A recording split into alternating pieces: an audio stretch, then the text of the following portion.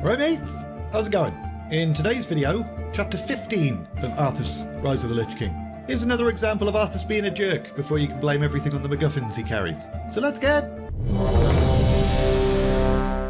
Arthas could hear some very heavy and short-strided stomps approaching his tent and knew it was going to be Muradin bursting through the flap. And sure enough, it was. You lied to your men and betrayed those mercenaries. I did what was necessary. Arthas half expected his old trainer to punch him, but instead, the anger seemed to just bleed away from the dwarf's face. Is vengeance all that's important to you? Oh, shut up, you little snowflake. You weren't there, Muradin.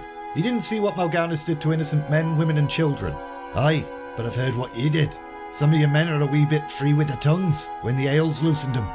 You're right, I wasn't there. Thank the light.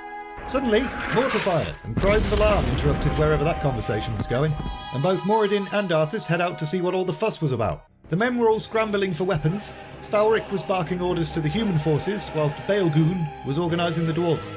The Dark Lord said you would come. Arthas couldn't help but feel a little bit excited by the sound of Mal'Ganis' voice. This is where your journey ends, boy. Muradin scratched his beard and looked around like a crazy person. This looks bad. We're surrounded. We could have done it. With Frostmourne. We could have defeated him. Well, lad, I've been having me doubts about the sword, and to speak truly, about you as well. Wait, are you telling me you figured out how to find it? Look, Muradin, whatever your doubts were, you can't possibly have them now. If you know where it is, then take me to it. Help me claim Frostmourne. Oh, I have a bad feeling about this, but I promised I'd see this through.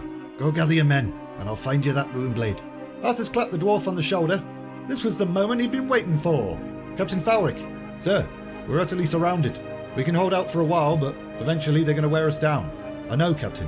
Me and Muradin are going to find Frostmourne. Once we have it, victory will be certain. Can you buy us time? Aye, Your Highness. We'll hold these undead bastards off. And so, Arthas, Muradin, and a handful of men set off. Muradin, who was armed with a map and a strange glowing object, did not look happy about it, but he barked out directions and led the way. The snowy terrain made it impossible to see more than a few feet ahead, so Arthas was basically on autopilot, following every move the dwarf made. And his mind was consumed with thoughts of their salvation. Frostmourne. Hopefully they could reach it before his men back at the camp fell to the undead and their demonic master. There, lad. It's inside there. They were stood outside the mouth of a cavern, and it was dark and spooky, but there was some kind of blue-green illumination coming from inside. Come on, lad. We must proceed with caution.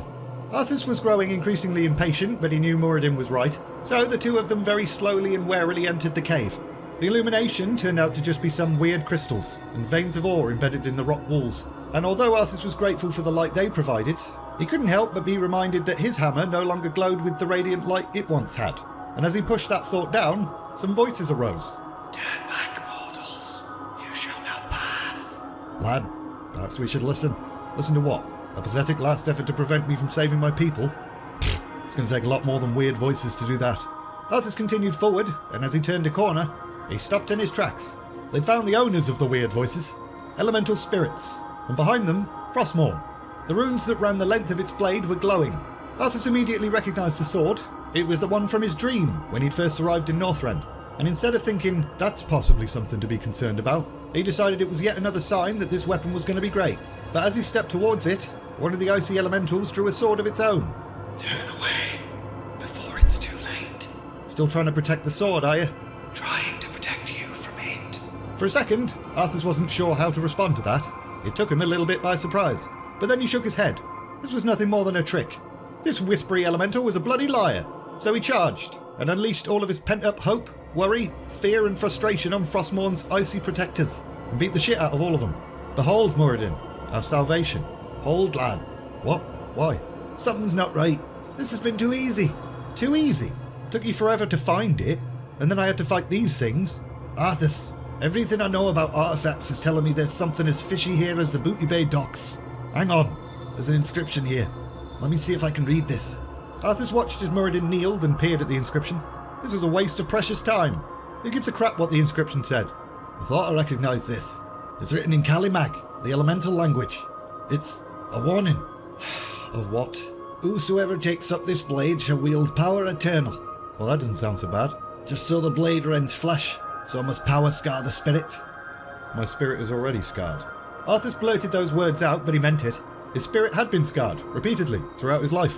The needless death of his beloved steed, The horror of seeing the dead rise, the betrayal from the one he loved, being forced to slaughter hundreds, needing to lie to his men. Surely one more scar won't make a difference, especially if it meant saving his people. If enough to deal with without bringing a curse on your head. I would gladly bear any curse to save my homeland. Arthas, I'm begging you, leave it be. Forget this business and let's lead your men home. Arthas then thought about his men, and then he thought about the countless victims that had already fallen to this horrible plague. And then another image randomly popped in his head, of some huge chunk of ice, with immense power emanating from within, as well as a voice that whispered, "The dead demand vengeance." Screw the men. I have a duty to the dead. Nothing shall prevent me from having my revenge, old friend. Not even you. Now I call out to the spirits of this place, whatever you be, good or ill, or neither, or both, or whatever.